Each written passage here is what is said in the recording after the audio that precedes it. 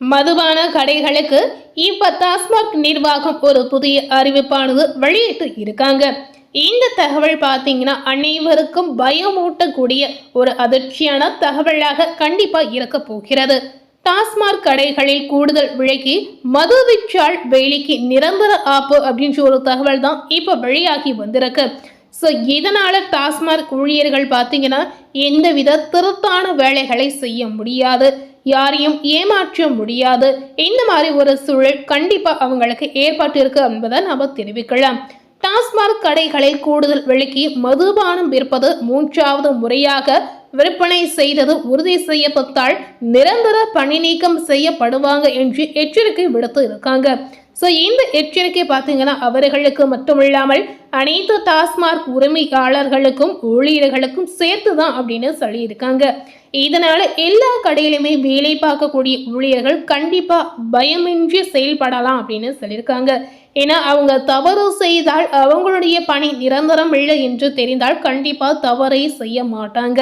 So இந்த மாதிரி ஒரு சூழல் தான் இப்ப ஏற்பட்டிருக்கு. கூடுதல் விலைக்கு மது விற்போர் மீதான நடவடிக்கை குறித்து திருத்திய வழிகாட்டுதல்களை டாஸ்மாக் நிர்வாகம் இப்ப வெளியிட்டு இருக்காங்க. அதன்படிதான் கூடுதல் விலைக்கு மது விற்கும் பணியாளர்கள் இடைநீக்கம் செய்யப்படுவார்கள் என்றும் ஒழுங்கு நடவடிக்கைக்கு ஆளாகும் பணியாளர்களின் விவரம் அவர்களின் பணி பதிவேட்டில் பதிவாகும் என்றும் குறிப்பிட்டு சொல்லி இருக்காங்க. ஸோ இதனால அங்கு வேலை பார்க்கக்கூடிய அனைத்து ஊழியர்களுக்கும் தவறு செய்ய வேண்டும் என்ற எண்ணங்கள் தோன்றாது. தவறு செய்தால் மாட்டிக்கொண்டால் நமக்கு பணி நிரந்தரமில்லை என்ற ஒரு கருத்து அவர்களுடைய மனதில் கண்டிப்பா பதிந்து இருக்குங்க. ஸோ இந்த பயத்தால் இதுல எந்தவித மோசடியும் நடக்காது, எந்தவித பிரச்சனையும் ஏற்படாது என்று தெரிவித்து இருக்காங்க. அதாவது ஒரு பணியாளர் கூடுதல் விலைக்கு மதுபானம் விற்பது முதல் முறை கண்டறியப்பட்டால் 1 மாதம் பணியிடை நீக்கம் செய்யப்படுவாங்க அப்படின்னு சொல்லியிருக்காங்க. தெரிந்தோ தெரியாமலோ நீங்க முதலா தவறு செய்திருந்தீங்கன்னா உங்களுக்கான தண்டனை என்னவா இருக்கும் அப்படின்னு பார்த்தீங்கன்னா 1 மாதம் பணியிடை நீக்கம் அப்படின்னு சொல்லியிருக்காங்க. இந்த 1 மாதம் வேலை இல்லாமல் சம்பளம் இல்லாமல் நீங்க நிச்சயமா வாழக்கூடிய ஒரு சூழல் கட்டாயம் உங்களுக்கு ஏற்படும். ஸோ இதனால நீங்க தவறு செய்வதை கண்டிப்பா குறைத்து விடுங்க. 2வது முறையாக கூடுதல் விலைக்கு விற்பனை செய்வது கண்டறியப்பட்டால் உங்களுக்கு என்ன மாதிரி தண்டனை கிடைக்கும் என்பதை கண்டிப்பா நீங்களும் தெரிந்து கொண்டு செயல்படுங்க. அதாவது உங்களுக்கு 3 மாதம் பணியிடை நீக்கம் செய்யப்படுவாங்க அப்படின்னு சொல்லி இருக்காங்க.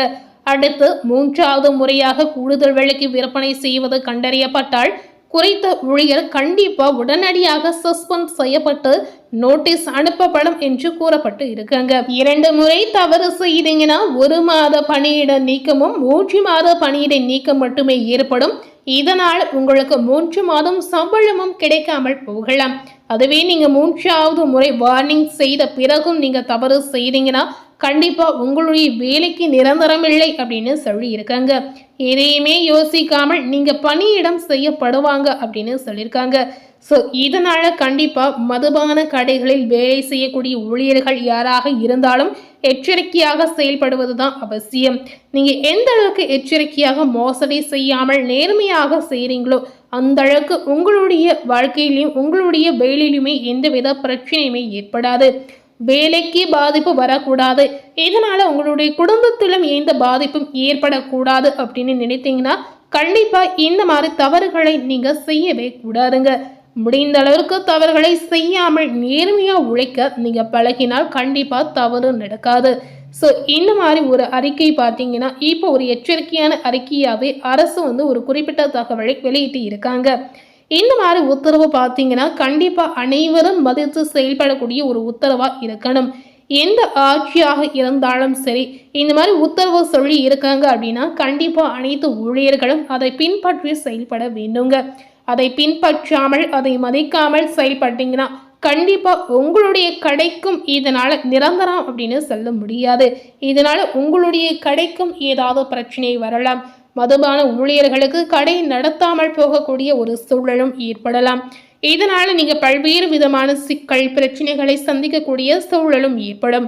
ஸோ இந்த மாதிரி விளைவுகளை நீங்க சந்திக்க கூடாது அப்படின்னு யோசிச்சிங்கன்னா கண்டிப்பா இந்த மாதிரி அரசு சொல்லியிருக்க விஷயங்களை அறிந்து அதற்கு ஏற்றவாறு நீங்க நடந்து கொள்வது தான் அவசியம். அரசு சொல்லியிருக்க விஷயத்தை மதித்து நீங்கள் செயல்பட்டீங்கன்னா கண்டிப்பாக எந்தவித பாதிப்பும் உங்களுக்கு ஏற்படாது. தொடர்ந்து தினசரி பார்த்தீங்கன்னா மதுபான கடைகளுக்கு ஏதாவது ஒரு புதிய தகவலானது வெளிவந்து கொண்டே இருக்குங்க. இந்த மதுபான கடைகளுக்கு மட்டுமே ஏன் இவ்வளவு விஷயங்கள் வெளிவருது என்று கண்டிப்பாக தெரியவில்லை. ஏற்கனவே பார்த்தீங்கன்னா மது சார்ந்த விஷயத்தில் 717 கடைகள் மூடப்பட்ட ஒரு சூழல் கண்டிப்பாக ஏற்படுது. இந்த மூடப்பட்ட கடைகள் பார்த்தீங்கன்னா மறுபடியும் இப்போ திறந்து இருப்பதாக இன்னொரு புதிய தகவலானது கசிந்து இருப்பதாக சொல்லி இருக்காங்க. அதாவது சொந்த கடைகள் தொடர்ந்து நடைபெறுவதாக ஒரு தகவல் மக்கள் தெரிவித்து வராங்க. இந்த ஒரு தகவலுக்கு அரசாங்கம், அதாவது இப்போ இருக்கக்கூடிய இந்த அரசு தொடர்ந்து இதற்காக என்ன ஒரு கண்டிஷனான முடிவு எடுக்க போறாங்க என்று தெரியவில்லை. ஸோ ஏற்கனவே பார்த்தீங்கன்னா 717 கடைகள் ஸ்ட்ரிக்டாக முடிவெடுத்து அதை நடைமுறைப்படுத்தி வந்தாங்க. ஆனால் நடைமுறைப்படுத்தி வந்த கொஞ்ச நாட்களிலே பார்த்தீங்கன்னா இந்த ஒரு புதிய தகவலானது இப்போ கசிந்து இருக்குங்க. அதாவது பெண்களுக்கு தொந்தரவு தரக்கூடிய வகையில் இருக்கக்கூடிய சந்து கடைகள் மறுபடியும் தொடர்ந்து நடைபெறுவதாக மக்கள் ஒரு பக்கம் ஒரு கருத்தை தெரிவித்து வராங்க. இந்த தகவல் இப்ப கசிந்து வந்திருக்கக்கூடிய இந்த சூழல்ல அரசு கண்டிப்பா இதற்காக ஒரு முடிவு ஸ்ட்ரிக்டாக எடுப்பாங்க அப்படின்னு எதிர்பார்க்கப்படுகிறது. அதாவது பெண்கள் பாதிக்கப்படக்கூடிய ஒரு சூழல். இந்த காரணமாக அதாவது வீட்டுக்கு பக்கத்துல இருக்கக்கூடிய சந்து கடைகளாக இருக்கட்டும், அது மட்டும் இல்லாமல் கோவில்கள், பள்ளிகள், கல்லூரிகள் இதற்கு பக்கத்தில் இருக்கக்கூடிய சந்து கடைகளாக இருந்தாலும் சரி, இப்ப தொடர்ந்து நடைபெறுவதாக மறைமுகமாக இதை செய்வதாக ஒரு தகவல் கசிந்து இருக்குங்க. மறைமுகமாக செய்யக்கூடிய இந்த ஒரு விஷயம் மீண்டும் இதற்காக ஒரு கடுமையான எச்சரிக்கை அரசு எடுக்க வேண்டும் என்று நிறைய பெண்மணிகள் ஒரு கோரிக்கையாகவே வைத்து வராங்க. ஸோ மீண்டும் இதற்காக அரசு ஒரு கடுமையான முடிவு எடுத்து கூடிய சீக்கிரம் தெரிவிப்பாங்க என்று எதிர்பார்க்கப்படுகிறது. பெண்களுடைய ரொம்ப நாள் கோரிக்கையாக இந்த மதுபான கடைகள் முற்றிலும் முடங்கிவிட்டால் கண்டிப்பா நிறைய குடும்பங்கள் இதுல சந்தோஷம் அடைந்து மகிழ்ச்சியாக செயல்படுவாங்க. குறிப்பாக பெண்களுடைய குடும்பத்துல இதனால எந்தவித பிரச்சனையும் ஏற்படாது, எந்தவித மன கஷ்டமும் ஏற்படாது, பிள்ளைகளும் சந்தோஷமாக செயல்படுவாங்க. ஸோ இந்த ஒரு மாற்றத்திற்காக தான் பெண்மணிகள் தொடர்ந்து இந்த ஒரு விஷயத்திற்கு கோரிக்கை வைத்து கொண்டே இருக்காங்க. ஆனால் இந்த கோரிக்கை நடைமுறைக்கு வந்ததுக்கு பின்னாடியும் மறுபடியும் அது செயல்படும் பொழுது கண்டிப்பாக பெண்களுக்கு அது பெரும் சோகத்தை ஏற்படுத்தும் என்பதை நம்ம நிச்சயமாக தெரிவிக்கலாம். ஸோ இந்த ஒரு தகவலின் படி கண்டிப்பாக அரசு கூடிய சீக்கிரம் ஏதாவது ஒரு கடுமையான முடிவை எடுப்பாங்க என்று எதிர்பார்க்கப்படுகிறது. மேலும் இது போல ஒரு புதிய தகவலை தெரிந்து கொள்ளணும் அப்படின்னு நினைத்தீங்கன்னா மறக்காம நம்ம சேனலை சப்ஸ்கிரைப் பண்ணி பக்கத்தில் இருக்கக்கூடிய பெல் குச்சினையும் மறக்காம ப்ரெஸ் பண்ணிடுங்க. நீங்கள் சப்ஸ்கிரைப் பண்ணால் மட்டுமே நம்ம சேனலில் போடக்கூடிய எல்லா நியூ அப்டேட்டான வீடியோஸும் நீங்கள் உடனுக்குடன் பார்த்து தெரிந்து கொள்ள முடியும். ஸோ மறக்காமல் சப்ஸ்கிரைப் பண்ணி பெல் பட்டனை ப்ரெஸ் பண்ணிடுங்க. தினசரி அரசியல் சார்ந்த பதிவுகளை கண்டிப்பாக நீங்கள் உடனுக்குடன் அப்டேட்டாக தெரிந்து கொள்ளலாம். தேங்க்யூ.